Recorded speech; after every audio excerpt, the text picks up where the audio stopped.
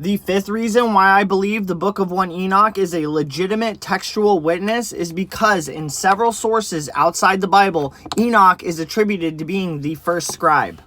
Now we know inside our canonical scriptures, the 66 books of the Bible found in the King James, it never says definitively who the first scribe of the Bible was.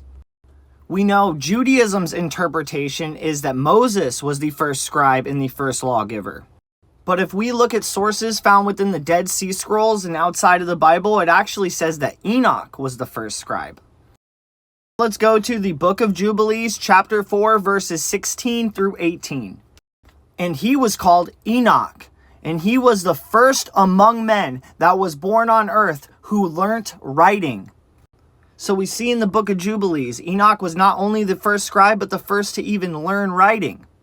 It says he wrote down the signs of the heavens according to the order of their months in a book. And he was the first to write a testimony.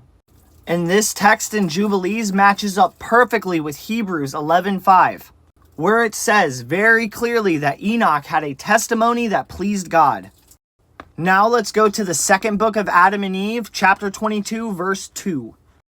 It is this Enoch whom many wonders happened, and also wrote a celebrated book, for those wonders may not have been told in this place.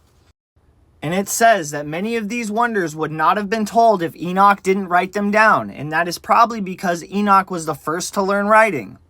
And now if we go to the second book of Adam and Eve, chapter 22, verse 4, Enoch continued in his ministry before the Lord. So not only was Enoch the first scribe and he wrote books, he actually had an entire ministry when he was here on earth. Now we know Judaism considers himself to be an Abrahamic religion with their first scribe being Moses. But we can clearly see in these texts the original biblical interpretation was Adam was the first to follow this religion and Enoch was the first scribe to write it down. So the first ministry stems from Adam and Enoch, not Abraham and Moses. Now let's go over to the Quran, where Enoch is called Idris or Idris. The Quran says verbatim, indeed, he was a man of truth and a prophet.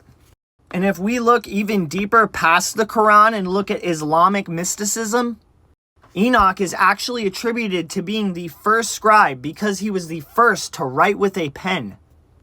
So we can see in the book of Jubilees, the second book of Adam and Eve, and even Islamic mysticism considers Enoch seventh from Adam the first scribe.